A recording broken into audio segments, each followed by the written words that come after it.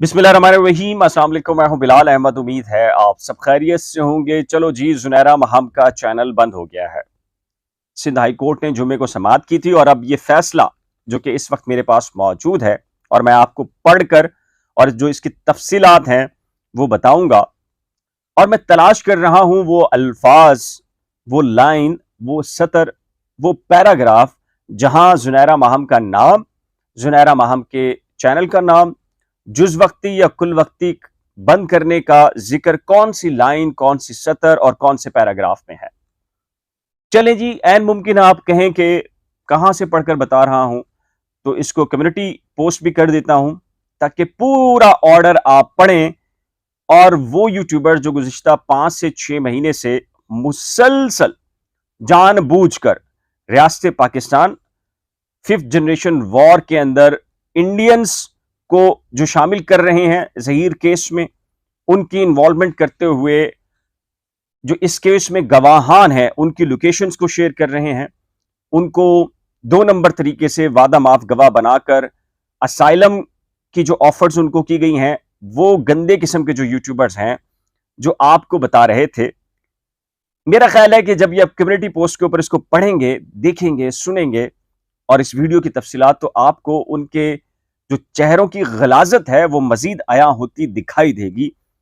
जो मुसलसल, देखिए, रोजगार तो आपको किसी भी काम से मिल सकता है, मेहनत से भी मिल सकता है, दूसरे तरीके भी हैं, लेकिन खुद झूठ बोलकर हराम खाना और अपनी नई नस्ल की परवरिश हराम के ऊपर करना और उसके ऊपर अल्हम्दुलिल्लाह सुम्मा अल्हम्दुलिल्लाह बिस्मिल्लाह से शुरू होना और बड़े बड़े दावे करना, जाहिर है ये उनके नसीब के अंदर है। हम क्या कर सकते हैं? हम तो सिर्फ ये कह सकते हैं कि अल्लाह ताला उनको हदायत दे। लेकिन अगर उन्होंने खुद ये तय कर लिया है रास्ता अपने लिए और अपनी फैमिलीज के लिए, अपने बच्चों को हराम खिला रहे हैं, तो डेफिनेटली आप और हम तो कुछ भी नहीं कर सकते। चले जी, इस ऑर्डर पर आते हैं। छोड़िए, लानत भेजिए जी उनको ऊपर, और मैं तो कम से कम भेजता हूं, बल्कि मैं उनको डिस्कस ही नहीं करता क्योंकि जाहिर है वो डिस्कस करने के काबिल ऐसे लोग नहीं हैं। तो ये जो सूट नंबर है, मैं इसको पढ़कर बताता हूं, फिर इसकी तफसीलात रखता हूं। और मैंने जुम्मे की नमाज के बाद जो व्लॉग किया था उसमें तफसीलात बताते हुए ये कहा था ना कि ये ऐसा ऑर्डर हुआ है, इस ऑर्डर के बाद जो कुछ होने वाला है ना, वो फिर इन सारे के सारे यूट्यूबर्स को अब सब कुछ पता चल जाएगा। दिन में तारे नजर आना शुरू हो रहे हैं इनके। जिसने ये ऑर्डर पढ़ा है और इसको शेयर नहीं किया, क्यों नहीं कर रहे और क्यों नहीं इस ऑर्डर पे बात कर रहे? क्योंकि वाकई अब दिन में तारे नजर आने वाले हैं। क्योंकि इस ऑर्डर में मैंने आपको बताया था कि फेडरल मिनिस्ट्री ऑफ इंटीरियर आ गई है। जेआईटी बनेगी ना, खुफिया इदारे इसी पे तो तहकीकात करेंगे ऑफिशियल तरीके से।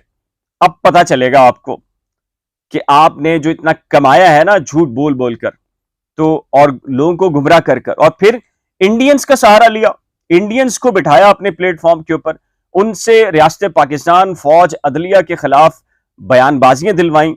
और यहां तक कहा गया, इंडियंस ने आपके प्लेटफॉर्म पे कहा कि जी पाकिस्तानी थानों के ऊपर पाकिस्तानी शहरियों को हमला करना चाहिए।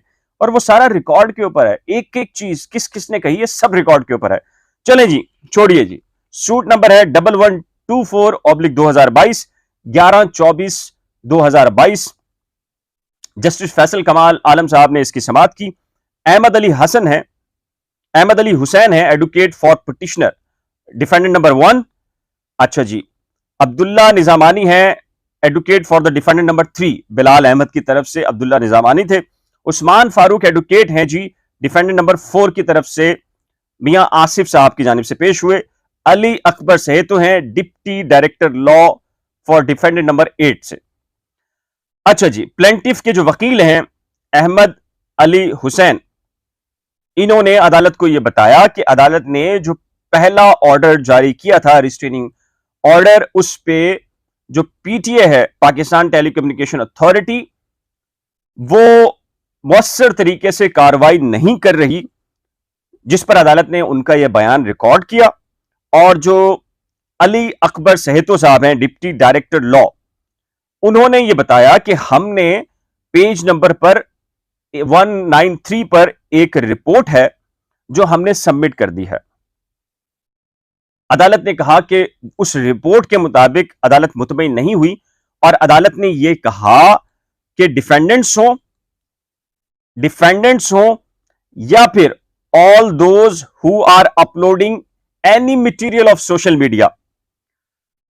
जी हां, अदालत ने ना सिर्फ डिफेंडेंट यानी कि मुझ समेत जो दीगर यूट्यूबर्स के खिलाफ ये सूट था उनके हवाले से कहा कि अगर अगर कोर्ट ने जो स्टे ऑर्डर जारी किया है उसकी वायलेशन हम कर रहे हैं या फिर जी हां अदर्स का नाम आ गया है जो कि हाई कोर्ट की डायरेक्शन के बावजूद मुद्दई का नाम ले रहे हैं, मुबैना मुखविया का नाम और उसकी तस्वीर को शेयर कर रहे हैं और मुद्दई मुकदमा के इंटरव्यूज भी शेयर किए हैं। हालांकि कोर्ट ने स्टे ऑर्डर दे रखा है और वो स्टे ऑर्डर सिर्फ हम पर अप्लाई नहीं होता और अब तो कोर्ट ने लिख लिया अदर्स यूट्यूबर्स। अब आपको मैं उस दिन भी कह रहा था जुम्मे के दिन आप मिठाइयां मत बांटें, आपको जो लोग कराची से बैठकर आपको बता रहे हैं वो मिले हुए हैं, कहां कहां मिले हुए हैं आपको अंदाजा नहीं है, वो आपको मिसलीड करते हैं, मिसगाइड करते हैं और उसके ऊपर आप भरोसा कर रहे हैं एक अरसे से 4 महीने से। वो कौन लोग हैं आपको उनका बैकग्राउंड भी नहीं मालूम, जब पता चलेगा तो जमीन आपकी पांव से निकलेगी। चलें जी आगे बढ़ते हैं, छोड़िए जी ये उनका मामला है। कोर्ट ने कहा है कि जी पीटीए इस पे कार्रवाई करे सबके खिलाफ यकसा ऐन कानून के मुताबिक। इसके बाद अदालत ने इसी जो पहला पैरा है उसकी जो थर्ड लाइन है, अदालत ने यह कहा है कि जी जो एफआईए है वो ना सिर्फ पार्टी होगी बल्कि जो मिनिस्ट्री ऑफ इंटीरियर है फेडरल उसको भी कोर्ट ने पार्टी बना दिया है। यह बात तो मैंने आपको जुम्मे के रोज भी कही थी और इस ऑर्डर को जरा पढ़ लीजिएगा। और जो चीफ सेक्रेटरी हैं उनको भी पार्टी बनाने का कहा है और आइंदा समात पर कहा है कि जी अमेंडेड टाइटल आप जमा करा दें। अदालत ने पता क्या किया, डीएजी डिप्टी अटॉर्नी जनरल जो कि वफाकी हुकूमत की नुमाइंदगी करता है, असिस्टेंट एडवोकेट जनरल जो सिंध हुकूमत की नुमाइंदगी करेगा, उन्हें भी नोटिस जारी कर दिए हैं 6/10 के लिए, 6 अक्टूबर के लिए और इंटरम ऑर्डर को कंटिन्यू किया है। मैंने जब बताया था तो मुझसे कहा गया कि नहीं यार आप ये क्या बयान कर रहे हैं, क्या बात कर रहे हैं। और भाई मैं बता रहा था ये जो रात को सुप्रीम कोर्ट लगती है ना यूट्यूब के ऊपर बैठकर, इनका ये ना खुद होते हैं ना इनका कोई नुमाइंदा होता है। बस सच्ची बात बता रहा हूं, बड़े दावे से कह रहा हूं। सिंध हाई कोर्ट का पूरा सीसीटीवी निकाल कर देख लें कि जुम्मे के रोज इनका कौन सा नुमाइंदा था।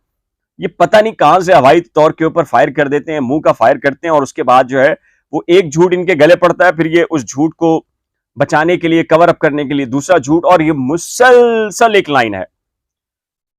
हम तो कह रहे हैं कि जी मिनिस्ट्री ऑफ इंटीरियर इस केस में आए, एक जीआईटी बने, इसमें पता चले कि मसाजिद के ऐलान से लेके अगवा बराए तावान, इंडियंस, फिर वादा माफ गवाह को किस तरीके से किडनैप या उनको साथ ले जाकर एक बैरून मुल्क बैठे हुए साहब की फरमाइश के ऊपर एक ऑपरेशन करना, फिर इसके बाद कौन कौन सी धमकियां, कौन कौन सा मुल्क से गद्दारी का मामला है, कौन कौन से लोग अनासिर इसमें वाक़े हैं। हम तो खुद ही कह रहे हैं और मैंने तो पूरा पहले ये रिक्वेस्ट की थी कानून नाफिज करने वाले इदारों से कि इसमें जीआईटी बनाएं जिसमें सबको बुलाएं और उनसे पूछें और उसके बाद जो रिपोर्ट हो, जो वाकई सजा का मुर्तकिब हुआ है, जुर्म का इल्जाम जिस पर लगता रहा या जिस पर लगाया गया, या जो फरिश्ता सिर्फ लोग बनने की कोशिश कर रहे हैं, उन सब के खिलाफ तहकीकात करें।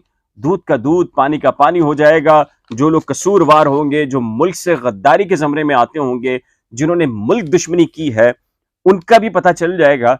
सच्चे झूठे खरे सबका हिसाब किताब हो जाएगा। क्या ये बात मैं गलत कह रहा हूं?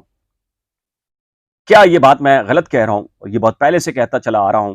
आपकी राय इस सिलसिले में क्या है? अपनी कीमती राय का इजहार नीचे दिए गए कमेंट सेक्शन में जरूर तहरीर कीजिएगा। एक नए व्लॉग के साथ जल्द मिलेंगे, लेकिन उससे पहले रिक्वेस्ट है कि जी अगर आपने करंट अफेयर्स विद बिलाल और नई खोज को अभी तक सब्सक्राइब नहीं किया तो बराए करम सब्सक्राइब, वीडियो को शेयर, लाइक और बेल आइकन को लाजम प्रेस कीजिएगा। अल्लाह हाफिज।